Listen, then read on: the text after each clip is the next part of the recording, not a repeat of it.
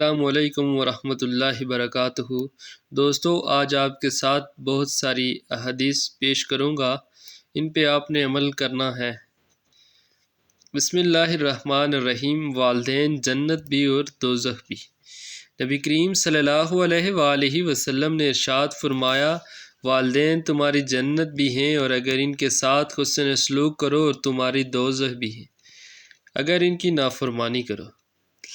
عمر اور رزق میں برکت۔ نبی کریم صلی اللہ علیہ وآلہ وسلم نے ارشاد فرمایا، جس شخص کو یہ پسند ہو کہ اس کی عمر دراز ہو اور اس کے رزق میں اضافہ ہو، تو اسے چاہیے کہ وہ اپنے والدین کے ساتھ نیک سلوک کرے اور ان کے ساتھ صلح رحمی کرے۔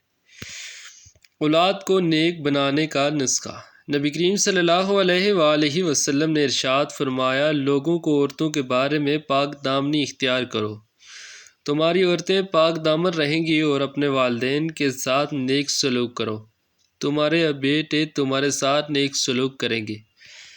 بوڑھے والدین۔ نبی کریم صلی اللہ علیہ وآلہ وسلم نے ارشاد فرمایا، وہ شخص خاک آلودہ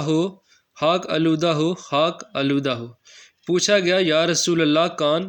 آپ صلی اللہ علیہ وآلہ وسلم نے جواب دیا، جس شخص نے اپنے والدین کو بڑھاپے کی حالت میں پایا اور پھر بھی جنت میں داخل نہ ہو سکا۔ ماں کی خدمت میں رہنا۔ نبی کریم صلی اللہ علیہ وآلہ وسلم نے ارشاد فرمایا، ماں کے پاس رہو کیونکہ جنت اس کے پاؤں تلے ہے۔ اللہ ہمیں ان احادیثوں پہ عمل کرنے کی توفیق عطا